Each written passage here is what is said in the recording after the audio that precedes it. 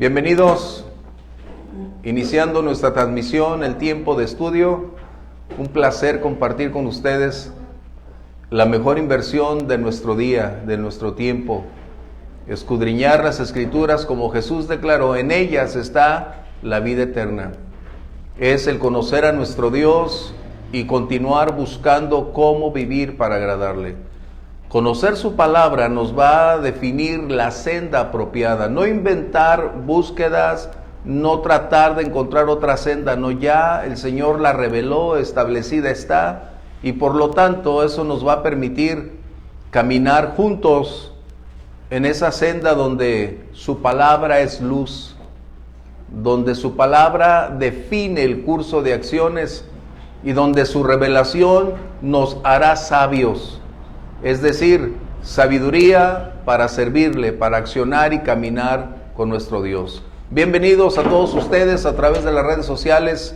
Les saludamos con gozo y sus aportaciones serán bien recibidas en el curso de la clase. No duden en preguntar, en compartir, en enriquecer la clase. Ustedes son parte de la misma y de eso se trata este tiempo. Así que para los que están a través de las redes sociales como a través del tiempo invertido presencialmente, vamos a buscar la bendición, la dirección de nuestro Dios, y de esa manera el Espíritu Santo nos guíe para conocer precisamente lo que Él reveló a través de Lucas, qué y cómo y el para qué de nuestra vida cristiana. Por favor, Alfredito, dirígenos en oración. Sí. Bendito Dios, te damos gracias, Señor, por este tiempo que tú nos permites venir a escuchar tu palabra, Señor. Son tiempos, bendito Dios, donde tú traes el consejo de la palabra, bendito Dios, para dirigir nuestras vidas. Bendecimos tu nombre y te pedimos que le des sabiduría al pastor para gracias, Dios. Enseñarnos a nosotros y a nosotros ábrenos el entendimiento, bendito Dios, para sí, Señor. Tu palabra. En el nombre de Jesús, amén. Amén, amén. Bueno, necesitamos también recordar que hay algunos de nuestros hermanos enfermos, entre ellos Vero, nuestro hermano Manuel, Lisa, alguien más se me escapa, pero hay algunos que están enfermos, así que es muy bueno después orar por ellos, porque les extrañamos y esperamos en Dios tenerlos pronto por aquí.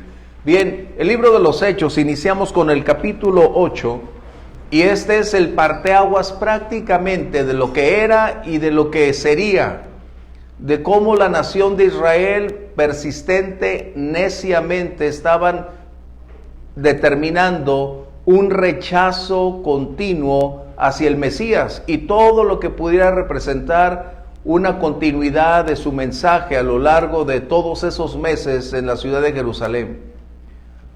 El Sanedrín había determinado acabar con lo que ellos llamaban la secta de los creyentes, y precisamente había un hombre con un alto grado de eficacia, con una capacidad increíble para definir tiempos, condiciones y aún métodos para tratar de colocar a esa secta que ellos llamaban bajo el concepto de aniquilación total. Ese joven llamado Saulo, y hablamos de Saulo en la clase anterior mencionando que no era un jovencito, porque a veces tenemos ese problema que nosotros de colocarlos, ¿no? Mencionamos que andaban en sus 35 a 40 años de edad, por lo tanto estaban ya conscientes de todas sus actividades. Y Saulo, al ser conferido o le fue conferida una autoridad por las mismas autoridades eclesiásticas, se convirtió en el brazo ejecutor de lo que ellos no deseaban hacer. Ellos se guardaban aparentemente en una religiosidad de no derramar sangre, pero su corazón, su perversión, su crueldad era inminente para buscar cómo destruir a quienes se jactaban o caminaban en la senda del Evangelio. Acompáñame a leer los primeros 2 versos de este capítulo 8, que va a ser del 1 al 4, nuestra lección de hoy.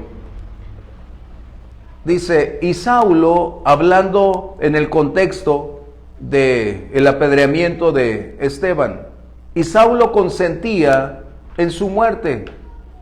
En aquel día hubo una gran persecución contra la iglesia que estaba en Jerusalén, y todos, subraya esa frase por favor, y todos fueron esparcidos por las tierras de Judea y de Samaria, salvo los apóstoles. Y hombres piadosos llevaron a enterrar a Esteban e hicieron gran llanto sobre él. La oposición hace ver la muerte de Esteban como la derrota más grande para la iglesia. Es verdad, había muerto uno de los gigantes, uno de los campeones de la fe había sido apedreado, pero eso no limitaba ni impedía que la iglesia tuviera las más grandes victorias por venir. Eso debemos tenerlo muy presente, porque la oposición propicia expansión. Recuerden eso.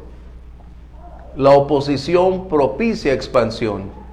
El enemigo después se daría cuenta de su grave error.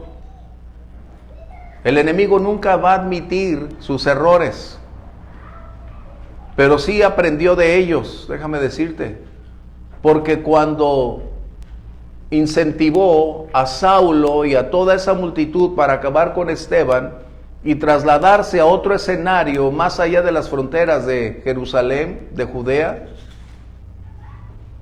creyendo acabar con la fe de la iglesia, pensando que iba a destruir la fe de quienes habían creído en Jesús, solo propició una multiplicación exponencial de creyentes a lo largo de todas las tierras.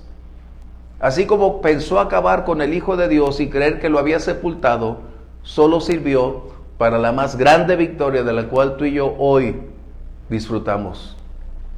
Sin lugar a dudas, para entonces nosotros podemos decir con toda certeza que esta acción de Saulo, su decisión tremenda, lo había llevado o lo catapultó a unas alturas donde él previamente ya era parte, no del Sanedrín directamente, pero sí de la acción de justicia para destrozar, aniquilar a quienes se llamaban judío-cristianos. Y es donde nosotros podemos ver una realidad que hasta el día de hoy es cierto. Una reacción en cadena. ¿Cuál es? La religión sin la revelación del Espíritu Santo se convierte en la más nociva, en la fuerza más poderosa y destructora que puede haber sobre la faz de la tierra. En el nombre de Dios se han acabado pueblos, naciones. En el nombre de Dios se han hecho las peores matanzas como resultado de ostentarse bajo un criterio religioso, pero sin la revelación del Espíritu Santo es precisamente ese caudal de sangre que solo propicia un repudio, un rechazo. Podemos verlo en Saulo mismo. Él era un doctor en teología, él era un doctor en el conocimiento bíblico, es decir, de su tiempo. Ambos, Esteban y él, asistían a la misma sinagoga, tenían los mismos maestros. ¿Cuál fue la diferencia? ¿Qué hacía la diferencia? Que cuando Esteban se convierte, el Espíritu Santo viene y propicia esa amplitud de conocimiento, de aplicación de las palabras, de lo que había conocido desde niño, ahora se convertía en el medio para darse a conocer quién era el Mesías y la razón por la cual había venido. Saulo no tenía esa capacidad aún, posteriormente la tendría, pero podemos decir que la religión, sea cual sea, en nuestro país se hicieron muchos crímenes en el nombre de la religión. En España no se diga. La Inquisición fue la farsa más grande detrás de una religión para asesinar por sus propios intereses. O sea, no podemos negarlo, es la historia. Y si nosotros cerramos los ojos a la historia, estamos condenados a volverla a repetir. Debemos aprender entonces de ese pasado y darnos cuenta que cuando una persona tiene una gran capacidad intelectual de conocimiento teológico, pero no tiene el Espíritu Santo, es nulo su conocimiento. Carece de realidades. Qué tremendo, ¿no? Que esto tú y yo hoy lo podamos ver y decir, qué impactante. Por eso el Sanedrín, el sumo sacerdote y todos los que estaban ahí alrededor no tenían la capacidad de comprensión, porque cerraron voluntariamente su corazón y colocaron un rechazo anticipado para que no fuera el Espíritu Santo quien les revelara todas las cosas. Así que Saulo está en una constante aprobación para ejecutar a Esteban. Recuerden, me parece a mí como si fuera el precursor de la guerrilla anticristiana, Saulo. Me parece que él sabía una gran cantidad de técnicas para eliminar aquella voz que emergía de las mismas escrituras para decir que el tiempo había llegado, que el cumplimiento de las promesas se había hecho. Pero Saulo tenía una mente muy aguda y un celo distorsionado que le condujo a operar en sentido opuesto, pero con un alto grado de crueldad, de mortandad, porque la muerte de Esteban fue como el disparador que hizo posible en él convertirse en un hombre odiado, terrible, como el anticristiano, el precursor de la peor esencia de una persona, al tratar en el nombre de la religión judía hacer un favor a Dios. Eso es crítico. Por lo tanto,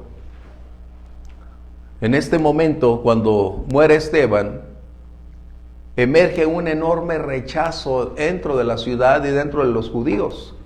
Recordemos que ya el cristianismo estaba siendo aceptado en las altas esferas de la sociedad, en todos los ámbitos. Pero ahora, ante esta condición y con un hombre al que se le confiere autoridad, y una autoridad, voy a decir, ilimitada, para acabar con todo lo que representaba una blasfemia contra el templo, contra la ley y contra la tierra prometida. Recuerden, estas tres cosas eran la base fundamental del judaísmo, y cuando emerge el cristianismo es desplazada toda su teología en la que ellos consideraban sustentar sus creencias para establecer que el nuevo templo, es decir, la resurrección del Señor Jesús, esa es la razón por la cual estamos aquí. Bien, comentarios. Nos preguntamos entonces, Señor, ¿cómo es que eventos adversos acontecen a los que creen en ti? Quizás nunca tendremos la respuesta apropiada, pero hemos de considerar que en la soberanía de Dios, Él puede permitir ciertos eventos porque hay un propósito más elevado del cual nosotros todavía no alcanzamos a contemplar, pero eso no va a limitar, ni la oposición ni la adversidad va a impedir que Dios cumpla sus planes que previamente había determinado. Si tú lo vieras desde la salida de Egipto, vas a encontrar que el Mar Rojo representaba uno de los más serios obstáculos para superar. Y no obstante, ante aquel pueblo cansado y con una incredulidad increíble, Dios hizo un camino nuevo. Propició una vez más que los obstáculos solos se convirtieran en el medio para cumplir el propósito de Dios. Aquí ahora, de igual manera, Saulo había pensado en acabar a la voz más importante de ese momento. Fíjense bien. Los discípulos no habían llegado a una exposición tan profunda, tan contundente, de una realidad, porque si alguien conocía más el propósito de la iglesia era Esteban. Esteban tenía un alto grado de entendimiento. Y el día de mañana, ¿quién ocupa ese lugar? Pablo de Tarso. ¡Qué increíble! Si se percatan, la labor de Esteban, si él hubiese continuado con vida, sería la misma obra que Pablo realizaría. Las palabras que Pablo dijo, he peleado la batalla, he llegado al final, esas serían las mismas palabras de Esteban que hubiera dicho años posteriores. Pero ante estas circunstancias viene la gran interrogante. Dice aquí que hubo una gran persecución contra la iglesia que estaba en Jerusalén, ¿sí? ¿Cuál es el propósito de Dios? Que toda persona, recuerden, desde Abraham, Dios le había dicho que ellos serían bendecidos para ser de bendición a las naciones. Pero el pueblo judío se abstuvo de ser bendición a las naciones y no comunicó, no ganó, no compartió, no predicó lo que Dios esperaba que ellos hicieran. La iglesia tendría entonces un llamado, como dice Hechos 1:8. Vamos a leerlo si lo tienen ahí. Eso deberíamos tenerlo muy presente, por favor. El propósito de Dios se requería cumplir. Y a veces nosotros, si no lo conocemos, o aún si lo conocemos en parte, no tenemos la fuerza o la capacidad, Dios no está restringido por eso. La oposición no limita el plan de Dios. Hechos 1:8, por favor, ¿qué dice? Pero recibiréis poder cuando haya venido sobre vosotros el Espíritu Santo, y me seréis testigos en Jerusalén, en toda Judea, en Samaria y hasta lo último de la tierra. Wow. Había llegado ya el Espíritu Santo en Pentecostés, pero no se habían movido. Los apóstoles seguían en su esfera de judaísmo, no habían comprendido la totalidad de lo que representaba la iglesia. No es que Dios enviara esta persecución, esta se dio como resultado del cisma entre el judaísmo y el cristianismo. Sí. Sí, pastor, la parte aquí que dice, y me seréis testigos, estaba hablando que iban a ser mártires. Esa palabra así es, eso significa testigos, es mártires. Eso es lo que significa testigos, martos, de ser mártires. Eso es algo que a veces nosotros pasamos por alto. El precio a pagar, mencionamos en la clase anterior, es una realidad, y el día de hoy todavía algunos están pagando el precio.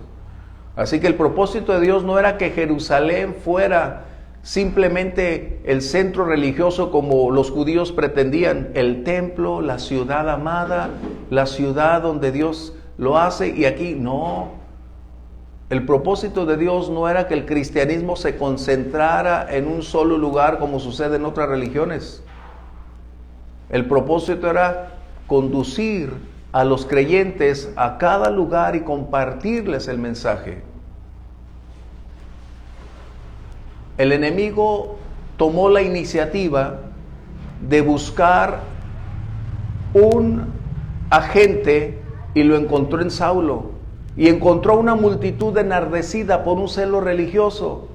Y Saulo, con su capacidad, propició cómo accionar para ir eliminando a los creyentes. El blanco perfecto para esconder la verdadera realidad de esa condición de crueldad, de rechazo al cristianismo, fue decir, estamos defendiendo nuestra religión. Pero hay algo que necesitamos preguntarnos. ¿Realmente todos fueron expulsados de Jerusalén? Entonces, ¿por qué dice todos? ¿A qué se refiere? ¿Cómo es que si decimos sí a todos, entonces quién enterró a Esteban? ¿Quiénes eran? ¿De dónde procedían? ¿O cuál fue realmente el propósito de esta persecución? ¿En dónde se concentró? ¿Quiénes fueron el blanco real de esta persecución? Porque los discípulos, es decir, los apóstoles, no fueron tocados, permanecieron en Jerusalén. Entonces, ¿no habría iglesia ya? ¿No habría creyentes en Jerusalén? No. Tenemos que encontrar la respuesta propicia. Porque aquí dice, hubo una persecución contra la iglesia que estaba en Jerusalén y todos fueron esparcidos, dice, todos fueron esparcidos. ¿A qué se refiere Lucas? Cuando dice a todos, no podría incluir a cada uno. Lucas está hablando de un contexto del cual nosotros cuando leemos lo pasamos por alto. Porque nos enfocamos en creer que la iglesia en su totalidad se fue. Pero Lucas es muy específico. Lucas está hablando del contexto en el cual él está enmarcando el dónde y a quién esa persecución se estaba colocando. Entonces podemos decir con toda certeza, Esteban era un judío helenista. Pablo conocía a todos y cada uno de aquellos que habían salido de la misma sinagoga, de quienes se habían convertido del judaísmo al cristianismo. Y la persecución entonces fue directamente sobre los judíos cristianos que salieron de los helenistas. Wow. ¿Comentarios?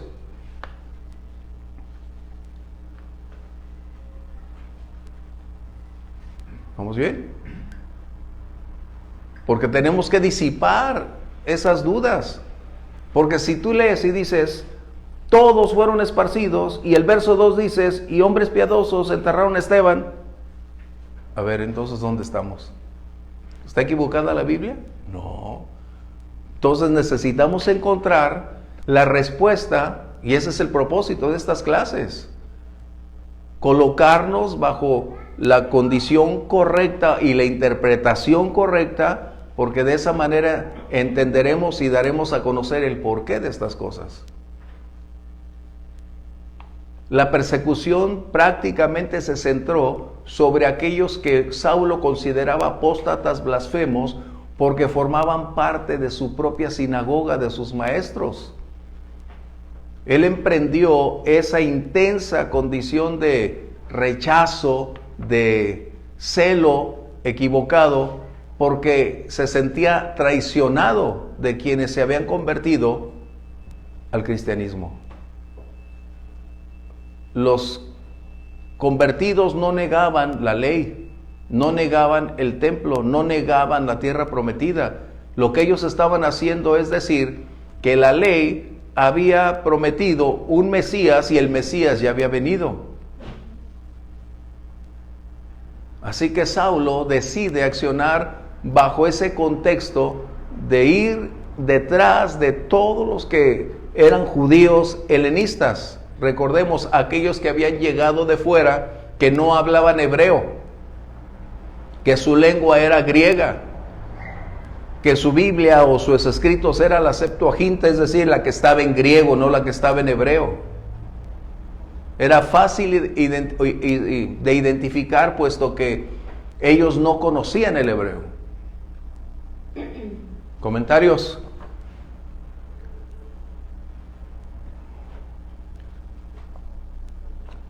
¿Sí? ¿Está claro? Porque la primera vez o las primeras veces que tú lees todos y sigues adelante, no le damos oportunidad a colocar la claridad de que hay una aparente contradicción. Y ese es el propósito de estudiar por qué esa condición. Lucas no está confundido.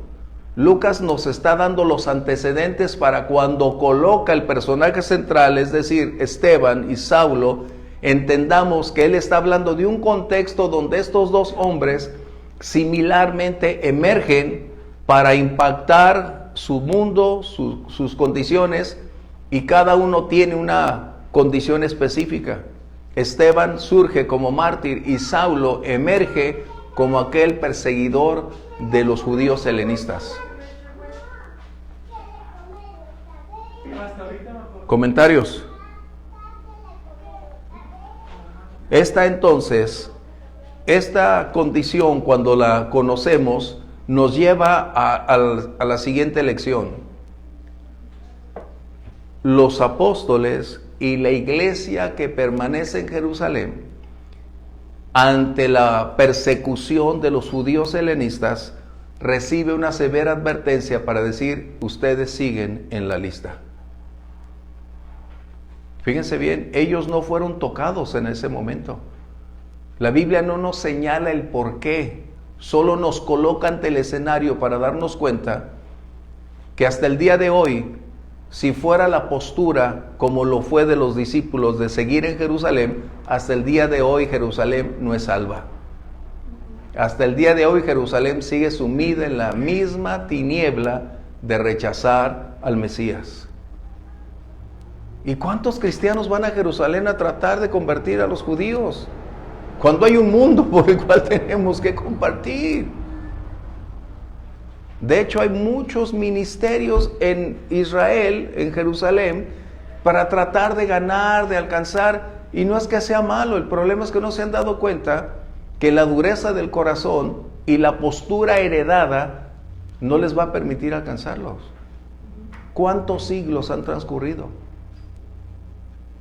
Y en Jerusalén se convive con un alto grado de idolatría a la máxima potencia. Una de las acusaciones de Dios para el pueblo de Israel fue su idolatría, su amor, su inclinación por la idolatría. Y el día de hoy tienen todo tipo de condiciones idolátricas donde se promueve que vengan este tipo, este grupo, este otro grupo, porque para ellos son recursos.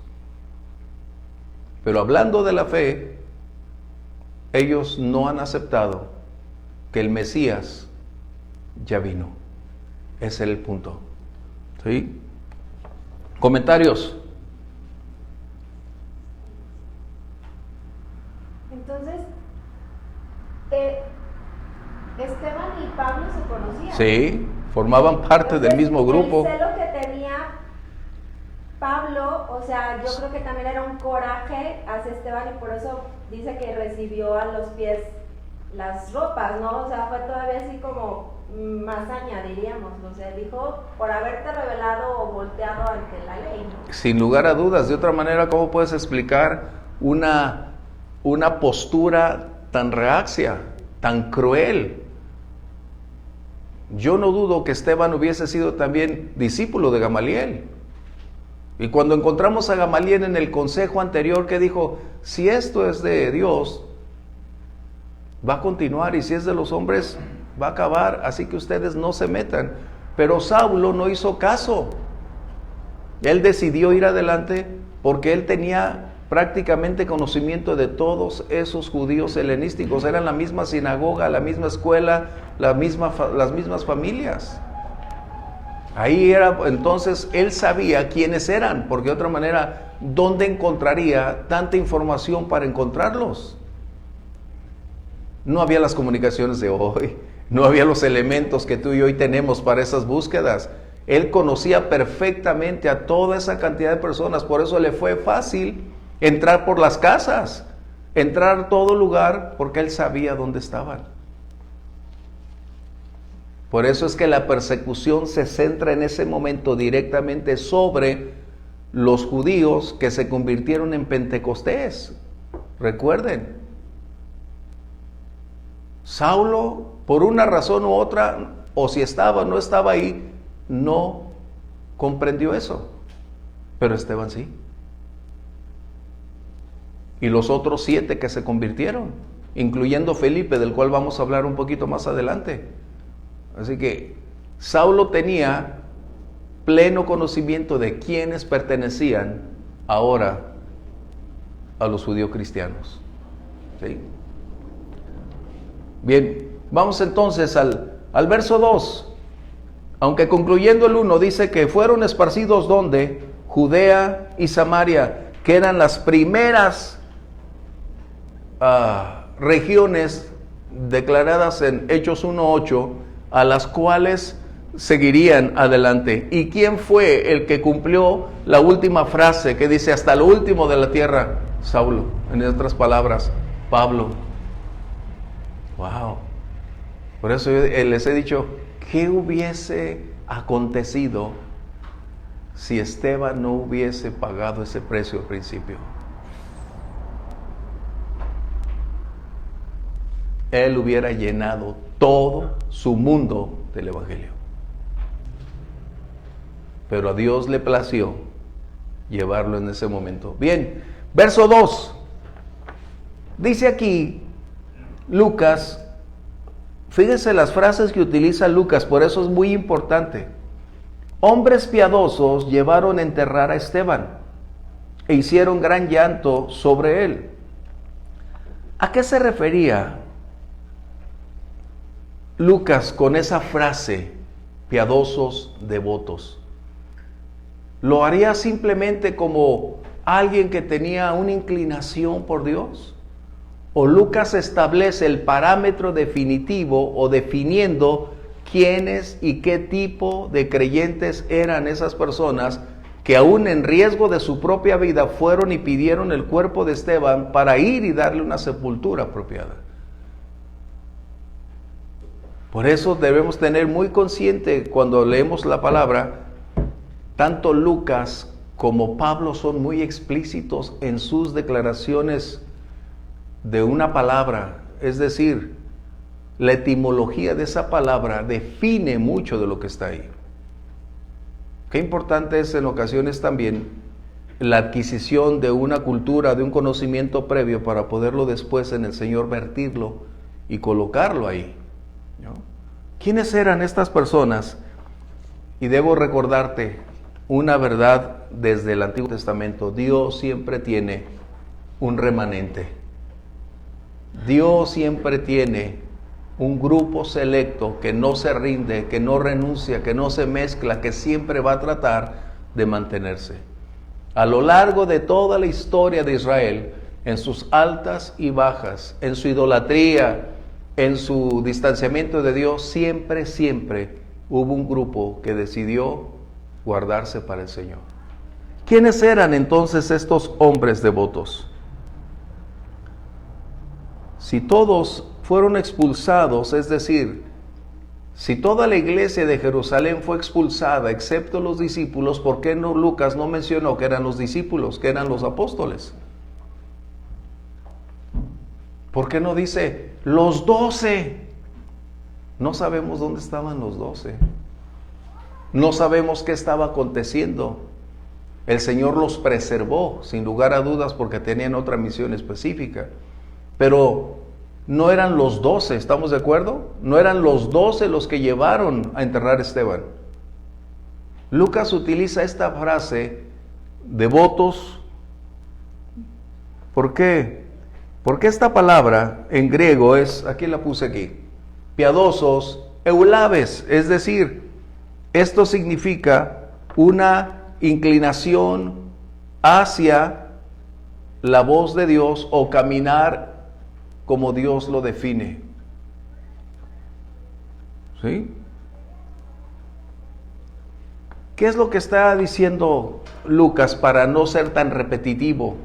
Nos está diciendo que permanecieron en la iglesia de Jerusalén hombres piadosos, es decir, hombres que escucharon la voz de Dios, que estaban en línea recta con la vida de Pentecostés en adelante, que habían recibido un oído atento para seguir adelante en el plan y en el propósito de Dios. Pero vean que cómo Lucas nos aclara el panorama, nos hace de la ecuación una claridad y despeja las incógnitas para decirnos cómo es. Por ejemplo, en el capítulo 2:5 de este mismo de los Hechos, ¿alguien lo puede leer, por favor?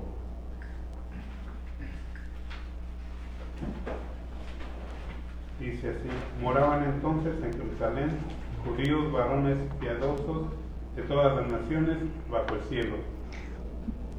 ¿Desde qué está hablando? Del tiempo de Pentecostés. ¿Estamos de acuerdo? Lucas está colocando esa misma frase para advertir que no eran personas que tuvieron misericordia de un cuerpo que se encontraba tirado, que no eran los buenos samaritanos los que asistieron para pedir el cuerpo, no. Lucas está colocando con toda claridad quiénes eran, cuál era su trasfondo y el porqué de hacerlo. ¿Vamos conscientes? ¿Sí? ¿Comentarios? Vamos a ver Lucas 2:25, por favor. Y es el mismo escritor quien utiliza estas palabras para aquel hombre anciano que esperaba la promesa de Dios. Vamos a leerlo, por favor. Y aquí había en Jerusalén un hombre llamado Simeón, y este hombre, justo y piadoso, esperaba la consolación de Israel, y el Espíritu Santo estaba sobre él. ¡Wow! A ver, entonces, ¿quién era Simeón? ¿Alguien que solo tenía una inclinación religiosa? Opiniones, aportaciones. Dice que era justo y piadoso, ¿verdad? Ajá. Y la característica específica. El Espíritu estaba sobre él. Wow. Lucas nos va llevando de la mano para ir disipando nuestras dudas, para ir aclarando nuestros pensamientos y decir que esos hombres devotos simplemente no eran los buenos samaritanos. Eran personas con un alto grado de comunión, de relación, que habían recibido la voz de Dios, que le habían dado oportunidad a que Dios viviera en ellos, y entonces accionaron bajo la línea que el Espíritu Santo estaba dictaminando. ¿Sí? ¿Sí estamos en lo correcto, así dice? Sí. Porque en el verso 27 de ese mismo verso dice, y movido por el Espíritu vino al templo. Entonces, ¿qué podemos decir? ¿Lucas usó mal los términos? No.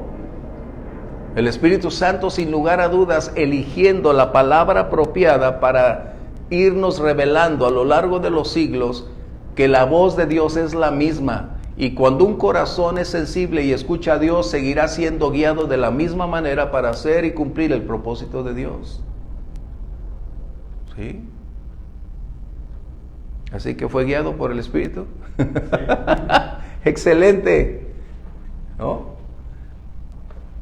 Por lo tanto, podemos decir entonces que Pablo sería también aquel que por el Espíritu Santo declararía en el libro en Lucas, vamos a ver el capítulo 22, verso 12, por favor.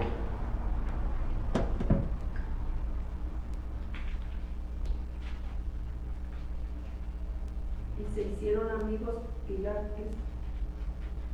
No. Hechos 22, 12, por favor. Es que está Lucas. Entonces uno llamado Ananías, varón piadoso según la ley, que tenía buen testimonio de todos los judíos que ahí moraban. Pablo está dando su testimonio y haciendo una aclaración. Él no menciona a Ananías como un cristiano porque precisamente estaba dando evidencias de cómo la vida del Mesías había impactado sus vidas. Se estaba dirigiendo a una audiencia judía defendiendo el por qué él ahora anunciaba al Mesías. Y hace mención de Ananías como un hombre que para los judíos era muy evidente esa frase o esa palabra. Para un judío hablar de un hombre piadoso o devoto está hablando no solo de un hombre religioso, sino de una persona con un alto grado de compromiso, de entrega y de observancia de la palabra. ¿Sí? ¿Comentarios?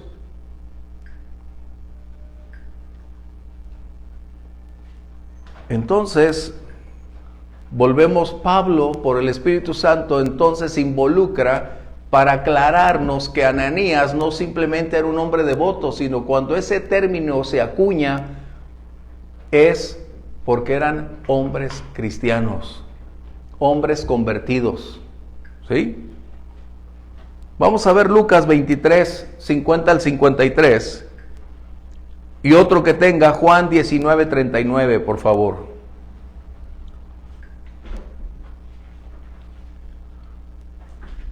Aquí vamos a encontrar diferentes posturas que son respetables acerca de quiénes eran, y toda la iglesia salió de Jerusalén, y es respetable. Son puntos donde algunos eruditos, teólogos colocan sus comentarios y la postura que ellos definen o defienden para colocar qué es lo que sucedió.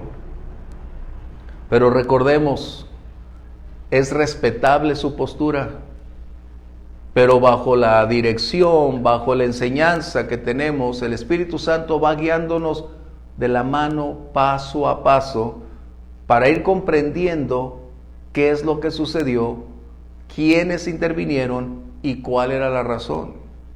Vamos a leer entonces Lucas 23, 50 al 53.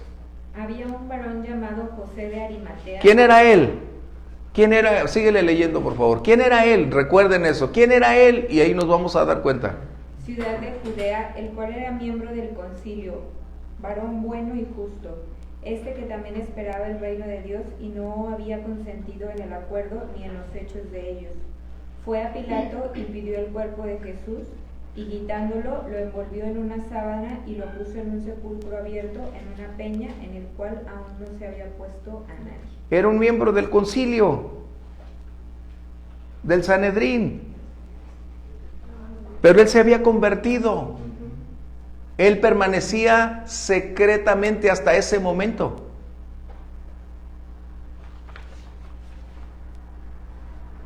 ¿Vamos bien? ¿Qué dice? Un hombre piadoso. ¿Por qué?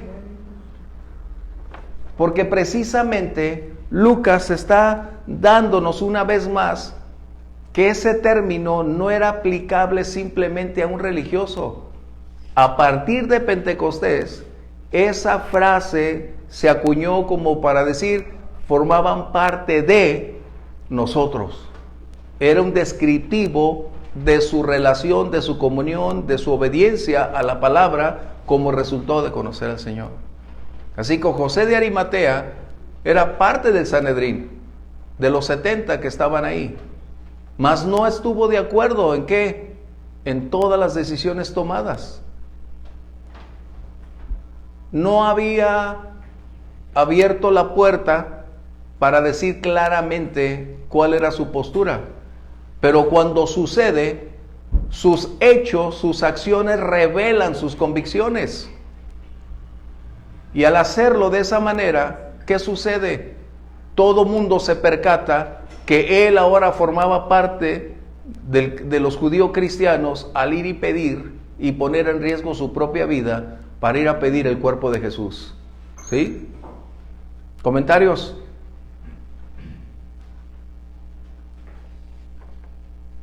¿Todo muy bien?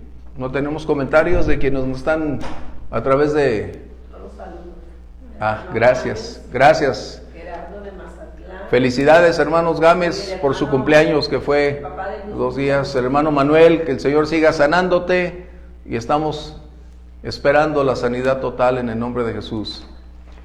Bien, ¿qué más podemos decir? Juan 19, 39. También Nicodemo, el que antes había visitado a Jesús de noche, vino trayendo un compuesto de mirra y de aloes como 100 libras. ¡Wow! ¿Quién? El maestro de Israel se había convertido. O sea, percátense cómo es que ellos habían permanecido en un perfil bajo por la posición que ocupaban.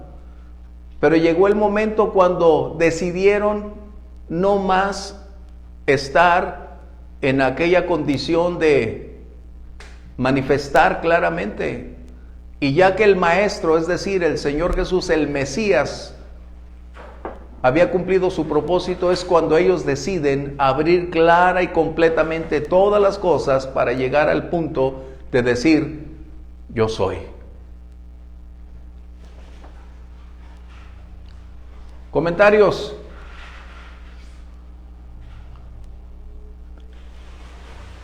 Tenemos entonces que darnos cuenta que no hay una contradicción en los términos.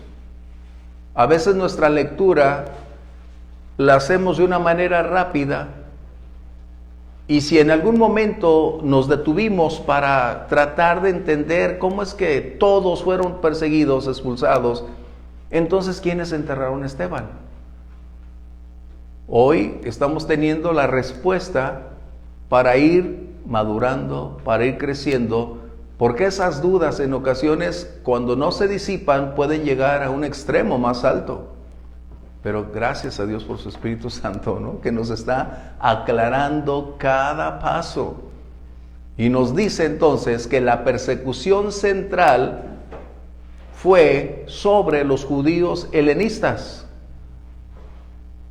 Los judíos cristianos que estaban con los 12 permanecieron todavía ahí, en Jerusalén, pero bajo la amenaza y la advertencia de que esto solo era el principio de una persecución más adelante.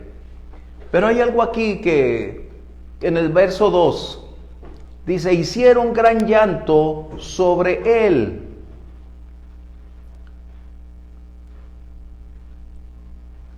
Esto significa que eran precisamente judíos comprometidos. El Mishnah o el Mishnah con H al final, como dicen los judíos, el Mishnah es una ceremonia donde se lamenta a quien era un gran hombre de fe, es decir, de entrega, de dedicación. Y es justo ahí donde podemos ver que ese llanto era genuino, no solamente era una celebración. Recuerden, hasta ese momento la iglesia de Jerusalén continuaba bajo las costumbres y ceremonias judías.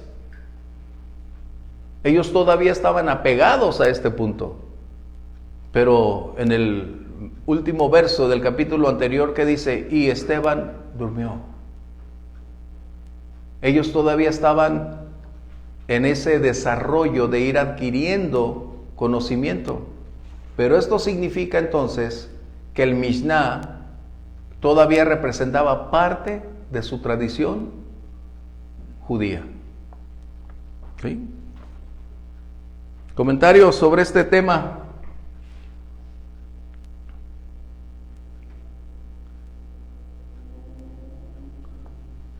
Bien. Bueno, entonces no todos se fueron, ¿va? Solo una parte. ¿Cuántos fueron? No lo sabemos, pero si consideramos que en Pentecostés y en las reuniones sucesivas se unieron 3,000 y 5,000, ¿cuántos fueron perseguidos? Ese es el punto. ¿Ok? Pero nos dice algo más aquí acerca de Saulo. Saulo asolaba a la iglesia. Fíjense, dos aspectos. Asolaba a la iglesia, pero individualmente, y entrando casa por casa, arrastraba a hombres y a mujeres y los entregaba en la cárcel. Primero, no era la cárcel pública romana. Recuerden eso, ya lo habíamos tocado. No era la cárcel romana, porque ellos no tenían la autorización del gobierno romano para encarcelar, matar o torturar. Aunque el gobierno les había permitido cierta libertad de práctica de su religión, no les estaba permitido atentar contra la vida de nadie. Pero como en todos lados hay corrupción, que ahí no era la excepción, era obvio que habían llegado a un acuerdo con algunas autoridades para entonces ellos pasar inadvertidos, o silenciarlos, sería mejor dicho la palabra apropiada, silenciar a quienes se daban cuenta de los atropellos, de las condiciones aún si hubiera quejas, no trascendían. Saulo tenía una ira increíble. La palabra que ustedes están viendo aquí, de Saulo, que asolaba la iglesia, es una palabra en griego que describe a un puercoespín herido y se está defendiendo con tanta ira. En otras palabras, está describiendo a una fuerza de un animal sin rienda. ¡Qué terrible! Pero qué descriptivo. Por eso les mencioné, las palabras que ellos utilizan son, pero claras, definidas, que no podemos equivocarnos. Describen a un animal herido, en este caso un puercoespín, que es una fuerza increíble, con un grado de dolor o de umbral al dolor más alto, pero que cuando llega ese momento, su furia se desencadena para tratar de acabar con todo lo que está enfrente. Es lo que está diciendo. En otras palabras, Saulo se había convertido en un animal sin control, que su única meta era aniquilar todo lo que representaba creyentes helenistas cristianos. Comentarios. El Salmo 80:13 nos va a dar una buena claridad al respecto. Salmo 80, verso 13. Hablando de la Septuaginta, recuerden, esa es la que ellos leían, la griega. Los escritos griegos, recuerden, ustedes y yo tenemos que darnos cuenta, y eso es en las primeras clases de Biblia. La Septuaginta, al igual que otras, fueron escritas en griego, una traducción para los helenistas o para los griegos que pudieran entender la cultura, el trasfondo religioso de los judíos. De esta manera, ellos al escribirla, porque fue escrita también por judíos que conocían el lenguaje, que conocían el hebreo y lo tradujeron al griego. Pero la Biblia hebrea, es decir, el Antiguo Testamento hebreo, es más rico en ese contexto. ¿Ok? ¿Qué dice el Salmo 80:13, por favor? La destroza el puerco montés y la bestia del campo la devora. Oh, es la misma palabra que está usando Lucas. ¿Se están dando cuenta cuál? Entonces, ¿cómo pudiéramos decir que era la reacción de Saulo? ¿Cómo pueden decirlo ustedes? Desquiciado, ¿no? Estás todo loco y te importa poco la vida, o sea, como los de las películas que se ven malos, así yo creo, ¿no? Digo, para arrastrar mujeres, niños, hombres y de todo, no puedes estar de acuerdo. No. Eso es algo que lamentablemente el celo religioso produce. Creen hacerle un favor a Dios y ellos mismos están entrando en una crisis de la cual es imposible salir de ella, a menos que Dios no los cambie. ¿Qué estaba sucediendo? No solamente a la iglesia, recuerden, hay tres aspectos. La iglesia estaba siendo atacada por Saulo. Después, individual o familiarmente, estaba llegando a hacer una tortura donde no importaba a quién torturar bajo la premisa de hacerlo desistir de su fe. Y la tercera, él iba a buscarlos en las sinagogas para hacer una purga de todos ellos para que no se convirtieran en un cáncer religioso para ellos. Qué impactante nos resultó Saulo. Pero debo decir algo a su favor en ese momento. Saulo, después de conocer al Señor, admite, reconoce, acepta que él estuvo haciendo eso y El dolor era enorme en él. Vamos a ver el capítulo 22 de Hechos, 19 al 20, y otro, el 26, 11, por favor. O sea, su dinámica, sus metodologías para hacer desistir a los creyentes eran inhumanas. Para aquellos que dicen, los derechos humanos, no había. Para los que quieran decir, ¿por qué no levantó la mano el gobierno? Porque no existía una autoridad superior.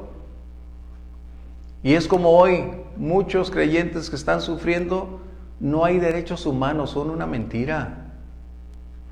Son derechos inhumanos donde les dan dinero, pero donde no lo hay, por ejemplo, en Afganistán ahora, ¿por qué no van los derechos inhumanos? Qué tremendo, ¿verdad? Pero nuestra sociedad siempre está en aras de ser muy democrática. Y es donde en la democracia donde más daño se hace a las garantías individuales, déjenme decirles, en las democracias. Bueno, no es política, es lo que está diciendo aquí. Capítulo 22, verso 19, por favor, y 20. ¿Quién está hablando ahí? Tenemos que entender. ¿Qué dice? Yo dije, Señor, ellos saben que yo encarcelaba y azotaba en todas las sinagogas a los que creían en ti. Fíjense bien, está dándonos cuál era su metodología, cuáles fueron sus formas de tortura y cómo los alcanzaba. Y cuando se derramaba la sangre de Esteban, tu testigo, yo mismo también estaba presente y consentía en su muerte y guardaba las ropas de los que les mataban. En otras palabras, Pablo está admitiendo que él fue el responsable directo de la muerte de Esteban. Él fue el autor intelectual, es lo que está diciendo.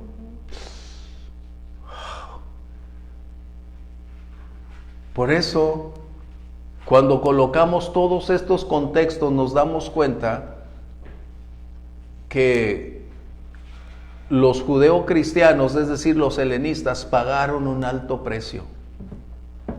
Fueron el centro del ataque. Pero lo que Pablo, o más bien Saulo, ignoraba era que un buen día Dios lo alcanzaría. Y lo que en Esteban él hizo, él también recibiría. Déjenme decirles algo, llegaremos más adelante al respecto, pero les adelanto algo. Lo que Saulo le hizo a Esteban, se lo hicieron a él, porque lo que siembras cosechas. Eso es algo que nadie nos puede quitar. Pero me convertí, sí, mas no te libras de las consecuencias que están ahí. ¿No? Pero Pablo estaba mencionando eso. ¿Qué estaba o dónde estaba Pablo cuando está testificando? Está preso. ¿Sí? Bien. Vamos al siguiente texto, el 26:11, por favor. Dice, y muchas veces castigándolos en todas las sinagogas, los forcé a blasfemar, y enfurecido sobremanera contra ellos, los perseguía hasta las ciudades extranjeras. Su campo de actividad no se limitaba exclusivamente a la región de Jerusalén. Él había recibido cartas, en otras palabras, autorizaciones de contratos o de los lugares o ciudades donde iba a ir para tener también la misma autoridad y hacer esa labor de purgar, limpiar, retirar a todos los cristianos. Qué crítico. Por eso, cuando hablamos de persecución, es tiempo de crisis, de angustia, de dolor.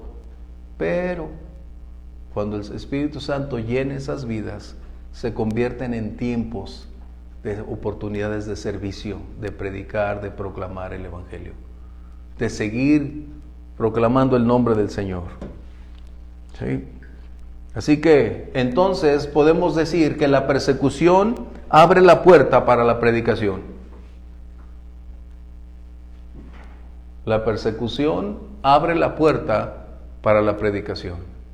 Verso 4 tenemos aquí. Permíteme leerlo y dice: Pero los que fueron esparcidos, ¿quiénes eran? Los judíos helenistas. ¿Estamos bien? Sí. ¿Estamos bien? ¿O quiénes eran? ¿Los discípulos? No, los judíos. Ok.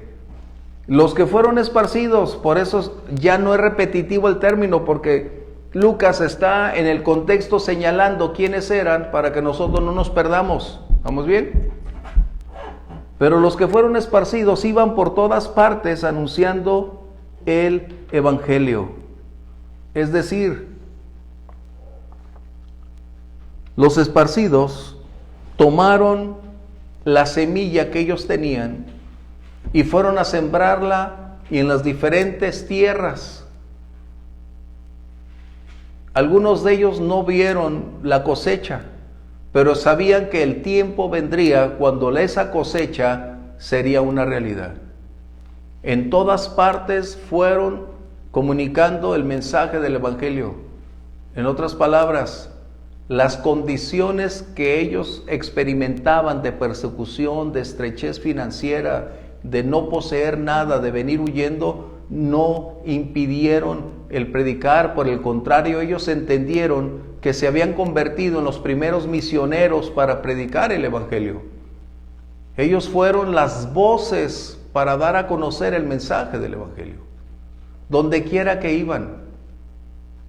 Dice el verso 2 que en Samaria, ¿no?, fueron llevados en Samaria, esparcidos por Judea y Samaria. Ellos estaban comunicando el mensaje del evangelio. Dice Mateo 16:18: y yo también te digo que tú eres Pedro, y sobre esta roca edificaré mi iglesia, y las puertas del Hades no prevalecerán contra ella. Qué difícil la persecución, pero podemos darnos cuenta entonces que eso no fue asaltar a Dios o hacer una sorpresa al plan de Dios. No, Dios no puede ser sorprendido. Dios en su soberanía permitió ese acontecimiento. No vamos a decir Dios lo envió para sacarlos de ahí. No, eso sería atentar contra la soberanía de Dios. Porque algunas veces he escuchado a alguien que dice: no, Dios envió la persecución para sacarlos que están muy cómodos. No, Dios no aflige a su pueblo de esa manera. Dios va a cumplir su propósito, y si en la ira del hombre, para hacer a ellos responsables de sus hechos, Dios permitió, porque su propósito era alcanzarnos, y hasta el día de hoy tú y yo hemos sido alcanzados por el Señor. ¿Sí? Tenemos también que colocarnos. Filipenses 1, 12 al 14, por favor. ¿A qué me refiero con esto? Que nosotros vemos solo un lado de la moneda.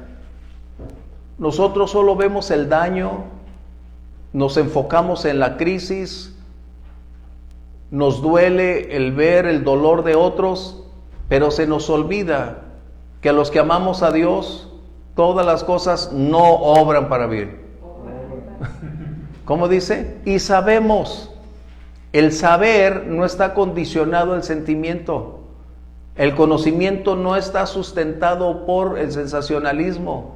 El conocimiento es la revelación o la declaración de los hechos. ¿Vamos bien? Entonces, si tú y yo conocemos, hay una contraparte. Toda moneda tiene dos caras. Es como cuando tienes que escuchar la verdad de alguien, pero falta la verdad del otro. Dos cosas. Y de esa manera, entonces puedes saber qué son los hechos. Escuchar solo una parte y guiarte por ella, estás en grave riesgo. Tienes que escuchar ambas partes. ¿Qué está sucediendo aquí?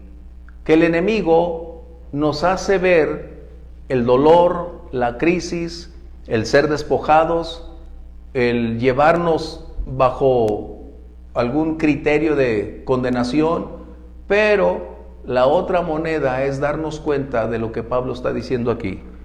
Filipenses 1, 12 al 14, por favor. Quiero que sepáis, hermanos, que las cosas que me han sucedido han redundado más bien... ¿Cuáles cosas? Abrazos, recompensas, púlpito de oro, el premio al mejor predicador, la casa millonaria, la casa de campo, la casa en el mar, el penthouse más hermoso, el carro más nuevo. ¿De eso estaba diciendo Pablo? ¿Qué está diciendo? Sufrimientos, persecuciones. Adelante, Violeta. Las cosas que me han sucedido han redundado más bien para el progreso del Evangelio. Para el progreso. Esa es la perspectiva que nosotros necesitamos ver y tener ese balance. Es cierto, hay dolor, hay angustia, hay mártires, pero la contraparte es que el Evangelio sigue propiciando victorias para la gloria de Dios. Ya sea que vivos o muertos, le sirvamos al Señor. Ese es el punto. Sigue adelante, por favor. De tal manera que mis prisiones se han hecho patentes en Cristo en todo el pretorio y a todos los demás. Y la mayoría de los hermanos, cobrando ánimo en el Señor con mis prisiones, se atreven mucho más a hablar la palabra sin temor. Ese es el punto. Wow. En el hotel de lujo donde me hospedo, con el avión particular que tengo, con el jet que ustedes van a comprarme para servir a Dios. Hoy escuché una de las tonterías más grandes que he escuchado y que, bueno, siempre he escuchado de tonterías muy grandes de predicadores, pero hoy escuché una que de verdad no la entiendo. A él nunca lo voy a entender, sé quién es, pero lo que no entiendo es a la gente que lo ve. Y dijo lo siguiente hoy, hablando de esta situación que el Señor Jesús no ha venido porque no hemos aprendido a dar generosamente para esos ministerios. Wow. Y estás hablando de los que se jactan de estar mundialmente en el ranking. Se había Duplantis, por ahí voy a decirlo. Eso hoy lo declaró, que el Señor Jesús no había regresado por su iglesia porque éramos tacaños, porque no habíamos aprendido a dar para que esos ministerios tuvieran todo para predicar el Evangelio. Bueno, ¿en dónde he oído eso? Ese es otro problema, ¿va? ¿Qué está diciendo? Mis prisiones. ¿Eso qué hizo? Que la iglesia se diera cuenta que el cristianismo contiene un precio a pagar, que es un estilo de vida específico y que si es necesario a veces vivir o pasar bajo esa condición o ese esquema, no lo haremos solos, Dios con nosotros, y vamos adelante. ¿Sí? Bien, para concluir, capítulo de Hechos 12:24 y otro 19-20, por favor, para concluir.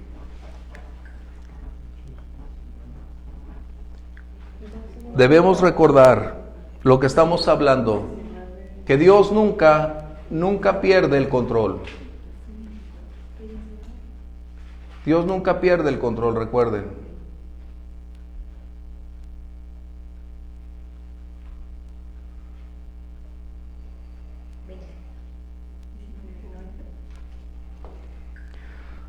Doce 24 y 19-20. Pero la palabra del Señor crecía y se multiplicaba. Ese texto conlleva persecución, dolor, crisis. Y está diciendo que a pesar de... ¿Qué sucedió cuando Pablo y Silas estaban en la cárcel? ¿Estaban ahí por malhechores? No, estaban ahí por la predicación del Evangelio. Y era obvio que había un dolor enorme en sus cuerpos. Pero pasado el momento empezaron a cantar. Y el resultado es que la mayoría escucharon el Evangelio. Y el jefe de los guardias se convirtió. O O sea, tú y yo podemos estar bajo una crisis, pero de acuerdo a cómo nos comportemos en medio de ella, podamos decir, Señor, me duele enormemente, pero toma mi mano y yo seguiré contigo y ayúdame a hacer. Y la gente está observando. Y es por eso que se multiplica, ¿sí? Porque en medio del dolor mucha gente dice, ¿cómo haces? Ah, mi refugio es el Señor. En Él está mi fortaleza. Y sé que Él tiene cuidado de mi vida. Y tú también puedes venir a caminar con Él, ¿no? Siguiente texto, 19:20, por favor. Así crecía y prevalecía poderosamente la palabra del Señor. Crecía y prevalecía. Dos adjetivos calificativos que denotan que Dios sigue teniendo el control en medio de la oposición.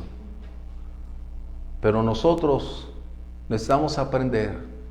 Ayúdanos a seguir caminando a pesar de esas cosas. Y el Señor nos va a dar la oportunidad de hacerlo. ¿Comentarios antes de concluir? Hoy estuvieron muy silencios. Bueno, vamos a dar gracias. Padre, te agradecemos el privilegio del día de hoy. Por mis hermanos a través de internet como los presentes, te agradecemos el tiempo invertido. Gracias mil por el privilegio de revelarnos tus secretos, de disipar nuestras dudas, de fortalecernos para entender que aún el día de hoy sigue habiendo un precio a pagar de caminar tomados de tu mano. Ayúdanos a ser buenos testigos, no por nuestra habilidad o talento, sino por tu Espíritu Santo en nosotros, Señor. Padre, gracias por esta noche. Te pedimos, mi Dios, por la salud de Vero, Padre Celestial, que traigas completa libertad, completa sanidad a su vida, Señor, a su cuerpo. Trae una restauración total en el nombre de Jesús. Por nuestro hermano Manuel, Señor, hasta Mazatlán, en el nombre de Jesús, toca su cuerpo. Propicia esa libertad total, Señor, y cambia, Señor, sus circunstancias. Por Lisa, mi Dios. Oh, Padre, cambia esta condición de gripa, mi Dios. Propicia esa libertad y permítele una restauración, una sanidad total en el nombre de Jesús. Por Sarabi, por Yair, Señor, en tus manos los ponemos y seguimos clamando y esperando en tu gracia y en tu amor. Te damos gracias también por todos nuestros hermanos en la congregación, que los bendigas, les guardes y sigas prosperándoles. A ti sea el honor y la gloria en Cristo Jesús. Amén, amén. Dios les bendiga, bendiciones.